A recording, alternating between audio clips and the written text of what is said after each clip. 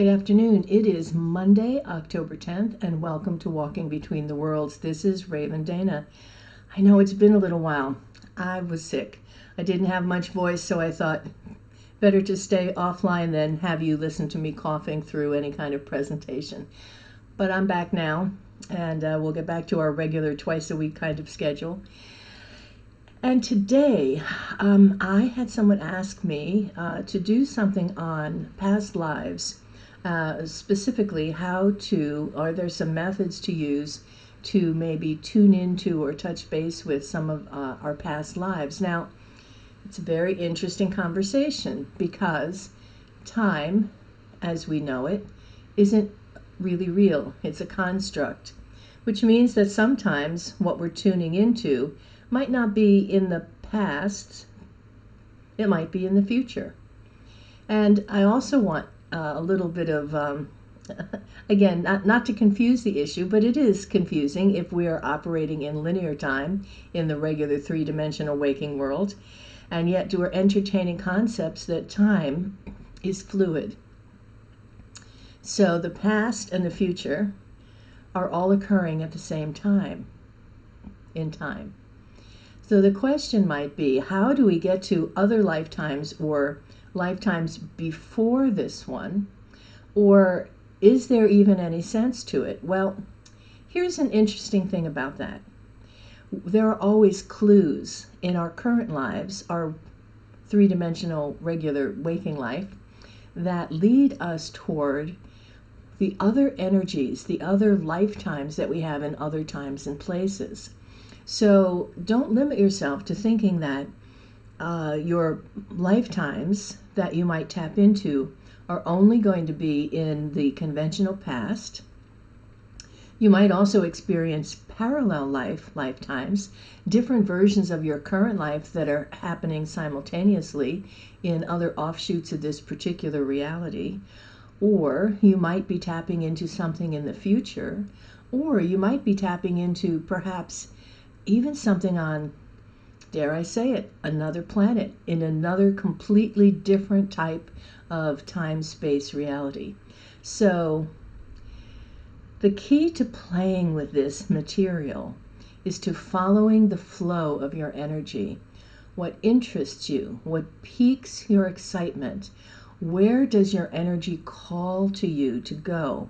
So if you have, for example, an attachment to something in the past, to a particular period of time or a place, to a type of moment in history, then one of the things that you can do to access a lifetime that you may have had in that particular era is to gather up that data, to gather the information that seems the most familiar to you, the most at home to you, and be with it, look at it, study it a little bit, and then to two different ways that you can help yourself to access other lifetimes. One is to request before you go to sleep that you dream about it. In other words, that you have a lucid dream in which you're able to enter that lifetime or observe yourself in that lifetime, or even to be yourself looking through the eyes of the other you in that lifetime. That's one way that I have found is pretty interesting and reliable.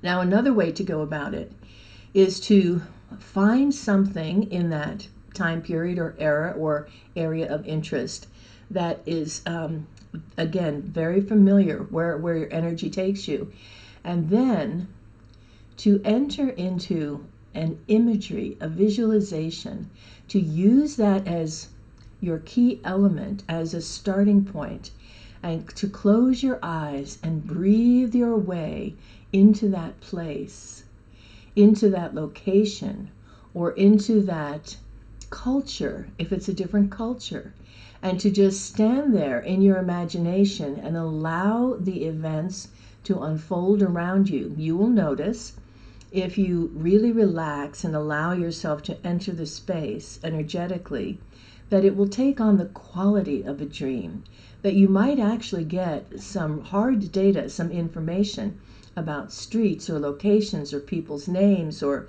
maybe what work you did in that time period. You might get a year. You might see the flash of a newspaper. You might know something happening in history. Whatever those hints and clues are, by all means, you write them down. And if you re-enter that space a couple of times and then go look that stuff up, you might actually even come across yourself. You might come across a person that you recognize was in your imagery, or conversely, that might also show up in a dream. So be sure, if you have a dream after making the request, that you write down the details, because you'd be surprised at some of the things that can turn up. And speaking of surprise, don't be too surprised if once you open this gateway, you start doing a fair amount of traveling, especially in the dream state, and also when you're just falling asleep or when you're just waking up in that liminal space. That is the best time to be conscious and aware and slip over into another lifetime, a parallel reality. Again, even far in the future, you might find yourself in a body that doesn't look human, because you're not. You might find yourself far in the future in an experience of this planet that's vastly different from the one that you wake to every day. So be flexible in your thinking when you do this, when you play in this arena. Because the thing is, imagine that, how can I say this? Imagine a lighthouse. And the light, when the light rotates, it goes through all those different windows in all directions. But what you want to know about that is that each window, let's say each window represents a lifetime. You are the light. So your essence, whatever that is, we'll call it the soul. Your essence, your soul, shines through all of those different lifetimes. But they all exist at once, and they're all connected. And the energy that powers them is the light of your soul. So you can, with practice, move in and out of some of those lifetimes. In other words, walk over and look out that particular window. And that's another way to play with this information. I will do some guided imagery at the end of this little chat, and we're going to use the image of a lighthouse and allow you to walk over to the window and view a life or two. So you can repeat this as often as you like if it works for you. I particularly like to do this one myself as well. So again, ask for a dream, gather the data from what energy is meaningful to you, and you don't have to second guess it. It's nothing to figure out. Go with the flow of energy. Again, if a time period, even if that time period is the future, even if in your current life you find yourself particularly drawn to another place in the world in current time, there's nothing that says you can't also be having a lifetime elsewhere in the current timeline. Strange as it may seem, it's happened. So it's a very interesting idea, because sometimes we have, this idea that quote unquote reincarnation happens in a linear fashion, and it occurs, our choices occur as a product of the life that came before that one. That is not and has never been really the foundation of the idea of reincarnation. So think about this. Perhaps your soul, the essence that you are, is gathering experience, gathering all kinds of lifetimes to have the fullest possible experience of what it is to be a human being, or what it is to be a being in a body, in a system where we have senses and we move through time and space, right? So if you are collecting experiences, of course you're going to have lifetimes where you're a generous, wonderful person, and others where you're a jerk. You're going to have lifetimes where you're rich, others where you're poor, some where you are a man, somewhere you are a woman, somewhere you are something else, perhaps again an alien on another planet, or or a gay woman or a bisexual man, or so you're going to gather experiences. And I don't want you to get the idea that lifetimes or your current experiences in any way what we'll call punishment for something, right? Or even for that matter, reward for something. If you're gathering experience, then there's no one experience that's more important than another to have. It's all about learning what it is to be an embodied creature and in this particular kind of reality. So there is one thing, though, about what will last and what sustains us lifetime to lifetime. The thread, I think, that ties all the lifetimes together, that brings the information back to the light, has to do with our connection. So I'll say it this way. The experiences that we have even in our current waking life that are unpleasant, they eventually break down. They're chaotic. They don't serve life. They break down. But the experiences that we have that are about connection and empathy and love and bonding and kindness, they grow. They are sustained. They last. They have structure. So again, this is even a conversation for another day, that distinction between how chaotic energy opens and breaks down and structured energy, like riding the waves, right? Structured energy keeps us in the flow. So you may find a very negative experience that calls you energetically to explore it, and you'll most likely find that on the other side of that, there's some thread there of kindness or compassion or love that brings you back to yourself. So don't be afraid to enter those experiences, because the thread that's going to bring you back to that center, back to the light that you are, is always going to be something that sustains you. All right, having said that, let's have a little bit of a journey. Let's journey to the lighthouse and see if we can find another life or two of ours that's meaningful to the current one we're living right now, consciously in any case. Okay. All right. Take a few slow, deep breaths and bring your attention deeply into the sensations of breathing. Relax. Feel your body resting on the surface beneath you.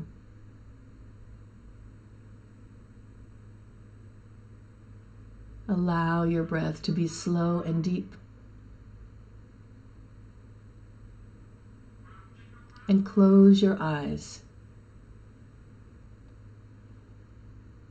As you breathe, you allow yourself to let go, to relax. Soften your belly. Release any tension in your jaw. And float on your breath.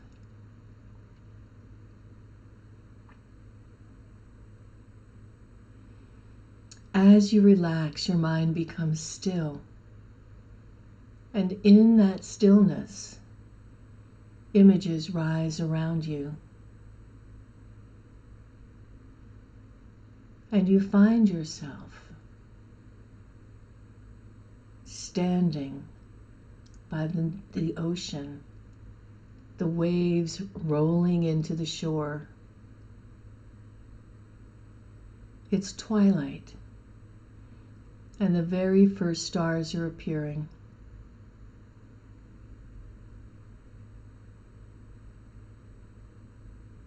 You walk up the beach a bit, up past the sandy shore, up onto the grassy slope, and up the few stairs that leads to the platform where the lighthouse stands. You can see the red door of the lighthouse, and you push it open and enter.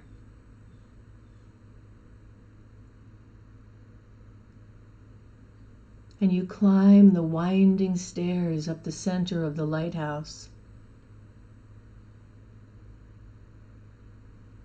higher and higher, past the little windows that give you glimpses of the land and sea.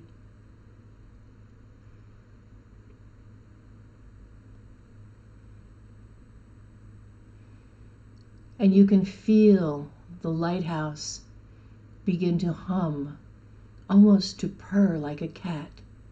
You feel a vibration moving through the building as you ascend, and you realize that the light has turned on.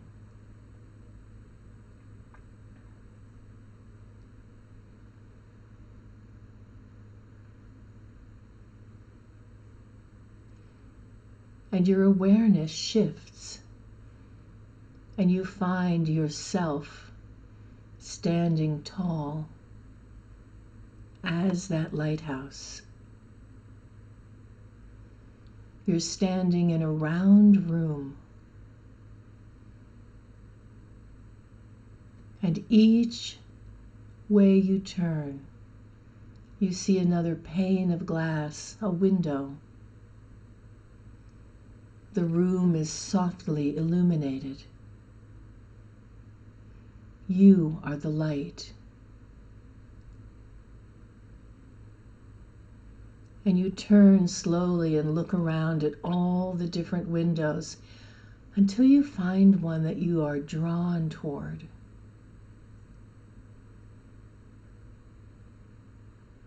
And you walk up to it and look out.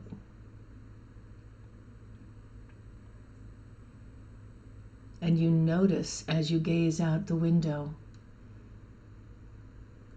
you notice when and where you're looking at. You take in the details. You notice if you can see any people.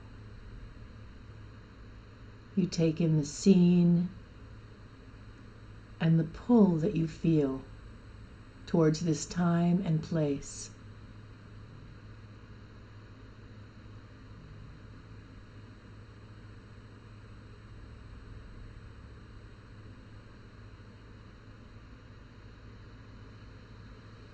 And now you take a few steps back towards the center and look around again, realizing that every window is another opportunity to examine a life. And you find the window that is the most enchanted looking, the one with the brightest glow. And you know that's the one that you will be breathing yourself back into. And so you do, breath by breath. You close your eyes there and allow yourself to begin moving on your breath towards and through that window, back into your body, back into the room in which you rest, into the present moment. You come back bringing with you a glimpse into another time and another life. You breathe your way all the way back into your body, relaxed and refreshed, remembering anything that you need to bring back, and knowing you can return at any time to explore more deeply. On the next breath, you return fully to the moment, alert and refreshed, and you allow your eyes to open.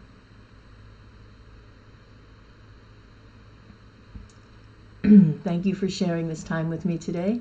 It's good to be back in the loop, and I'm happy to be chatting with you. Stay tuned. Soon there will be some information coming up about the next class I'll be offering, and a couple more chats on some interesting things. I'll come back also tomorrow with a full moon. We just had our full moon yesterday, and we're going to come back. I'll come back with a moon meditation for you. So have a great day. Happy October. Get ready for all the wonderful things that fall brings. And I'll see you again soon. Bye now.